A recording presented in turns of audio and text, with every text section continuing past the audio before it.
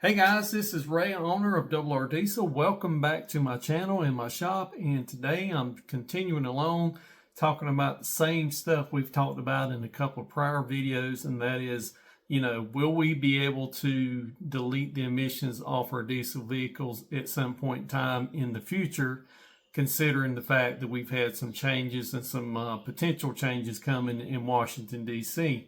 I wanted to just go right off and start off and show you an article that I found. It was a news press release from the U.S. Attorney's Office, the Middle District of Pennsylvania, which is a district of the Department of Justice, the DOJ.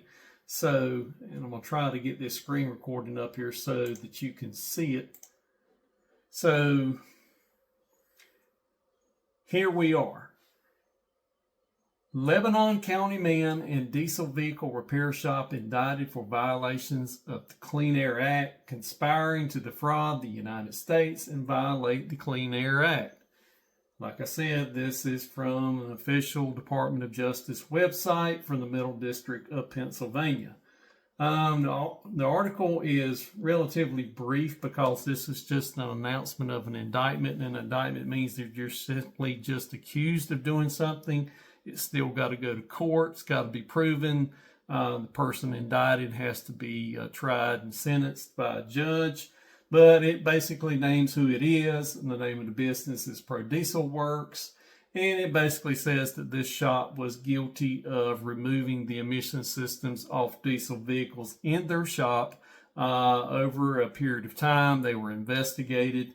I think there was some undercover work that went in, and they were basically just busted red-handed. It goes on to say, who did it, who was involved, and it says there is a maximum total penalty under federal law for these offenses: 9 years of imprisonment, a term of supervised release following imprisonment, and a fine. So if you are caught up in the criminal side of enforcement of the Clean Air Act, then you could possibly face some sort of imprisonment and a fine on top of that.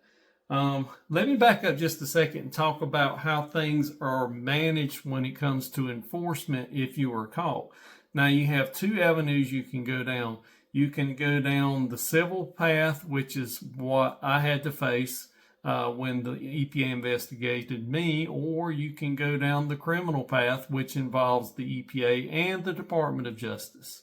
So, what gets you into which category? Well, basically, I don't know this for a fact because there's a lot of ambiguous stuff still out there regarding that, and that's kind of what makes this whole thing a little unfair for a lot of people. But typically, I think what happens is if you are caught actually putting your hands on vehicles and removing the emission systems off customer vehicles, whether in your shop or any place of business that for that matter, and they catch you doing that, then that is grounds for a possible criminal investigation by the Department of Justice.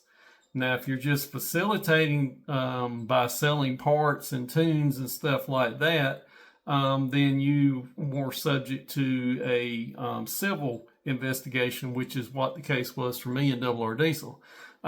Just so you know, in this shop here, I never touched anybody's vehicle. I never removed any emission parts off any vehicle, for that matter. I mean, I never did it. I knew not to do that because that's just something that, you're subject to get somebody come in to inspect you, come in undercover, try to catch you for that kind of thing. And I never laid my hands on any customer's vehicle to remove the actual emission systems. What they got me for was selling stuff on my website.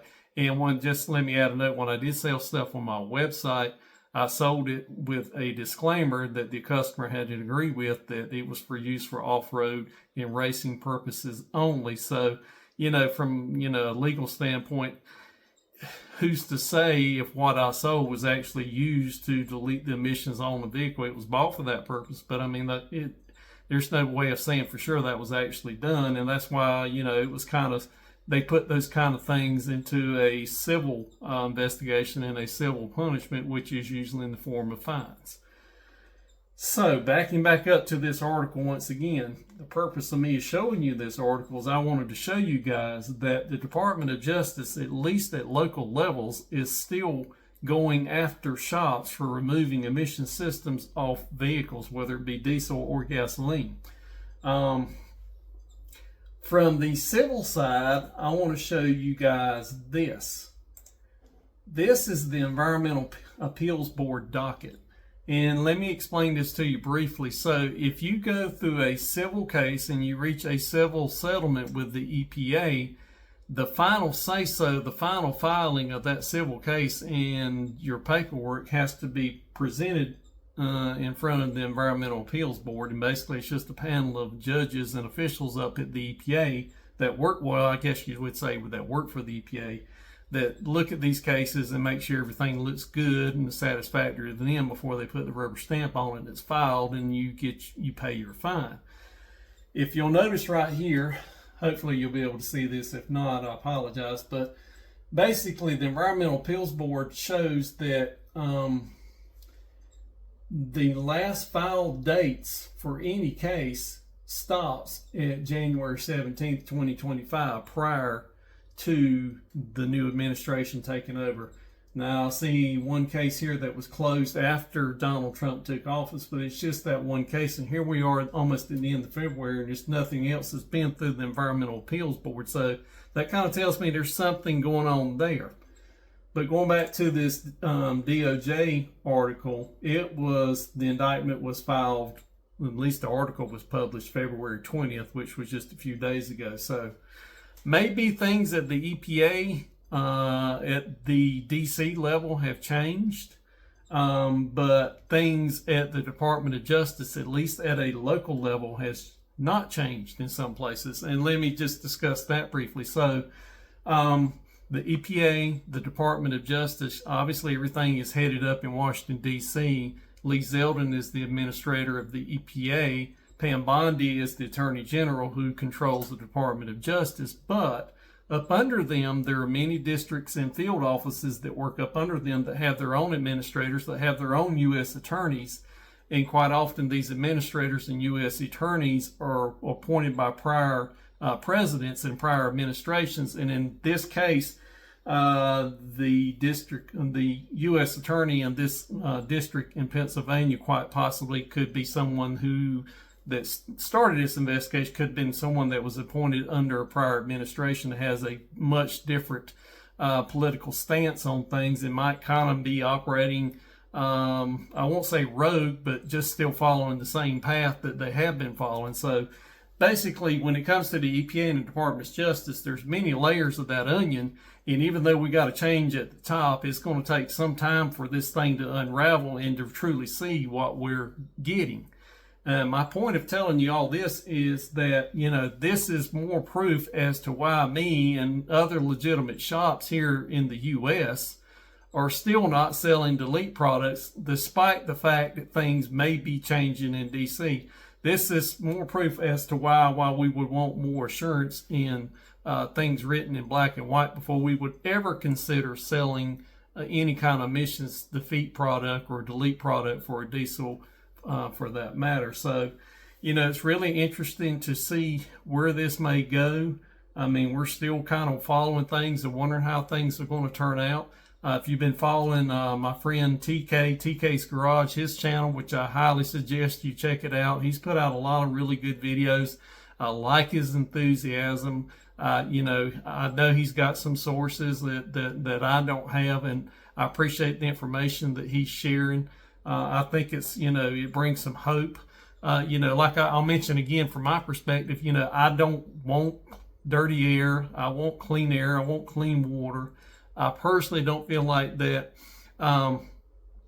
new products leaving the manufacturer should be completely stripped of any emissions control. I don't think diesel or gasoline vehicles should be coming off the factory assembly line with no emissions controls on them whatsoever.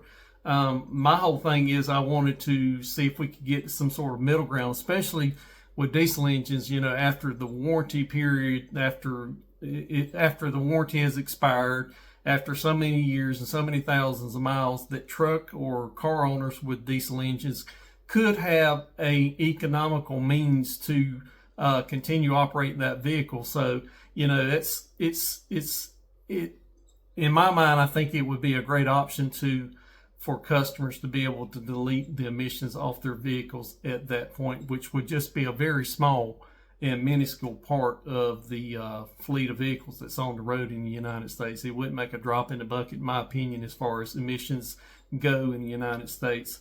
And, you know, we can talk about that. We can debate, you know, how big a problem this is. In my mind, in the grand scheme of things, I think the science needs to be looked at a little more closely. I think some of the data that was being used to support some of these political arguments in the past about, you know, increasing enforcement, making emissions on vehicles standards much more strict. I think that was based upon some science that quite possibly just may not be the truth. You know, if you look at the grand scheme of things, the world is a big place, and in my mind, based upon what I do know, most of the world's emissions don't come from within the United States. It comes from, you know, China, India, and places like that. And what we put out is just a drop in the bucket. Now, another thing I wanted to say in looking at this whole thing is, you know, as I mentioned before, people still are going after and buying deletes. Like I said, a lot of people will contact me and looking to see if I can help them out with a delete, and I tell them that I can't, and they move on. And like I said before in a prior video, they're still sourcing this stuff from other places. A lot of it's coming from Canada, and it's coming from China, and people are still deleting the trucks, and I don't blame them. Okay, I'm not blaming them, not pointing the finger. You know, I get it, I understand it, and I understand. But my whole thing is, you know, our government has put a burden on shops like me and others and put us in a position where we can't sell this stuff no more.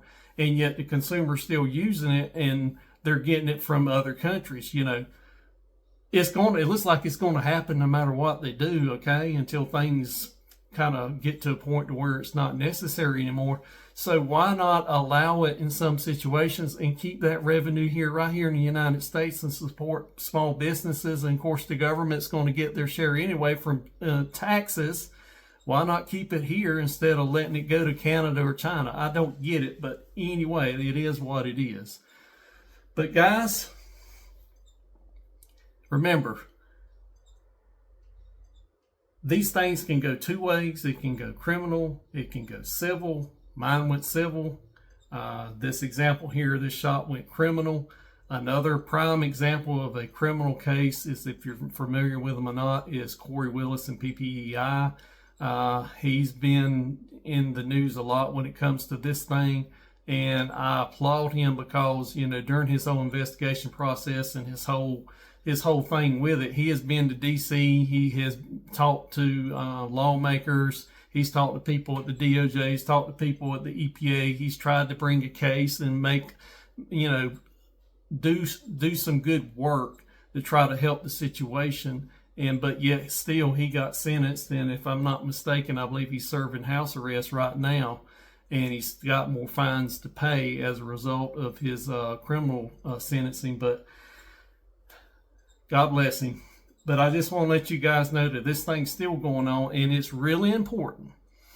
Let me conclude this video and say it's really important that if this matters to you as a shop owner, or even as a consumer, please contact your lawmaker. You know, while this ship is sailing in Washington, D.C., you need to let your elected representatives know that this is an important topic, and to encourage them to try to bring some reform to emission standards, so that burdensome regulations won't be upon the consumers, businesses, and so on and so forth. It's really important that you contact your representatives. I've got two state senators, Tom Tillis and Ted Budd. My representative where I'm located at is David Rouser. I have contacted all three of those offices. I don't mind telling you that. And I have gotten a response from Senator Tom Tillis's office. They acknowledged that my communication. They actually called me. I didn't get to talk with Senator Tillis, but I talked with one of his representatives. And anyway, she stated that Senator Tillis is very much in favor of choice for consumers and shops, and dialing back some of these emission standards to a common sense kind of level. And common sense is what I'm all about. If you can read that sign on the door behind me, bring back common sense. That's all I'm asking for. It's just, some middle ground with some common sense, guys. Also, check out TK's Garage, his YouTube channel, if you haven't already.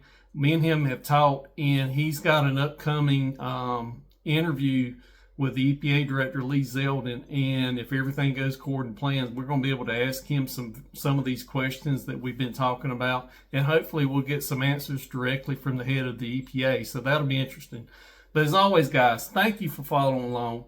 God bless each and every one of you, and we will see you again soon.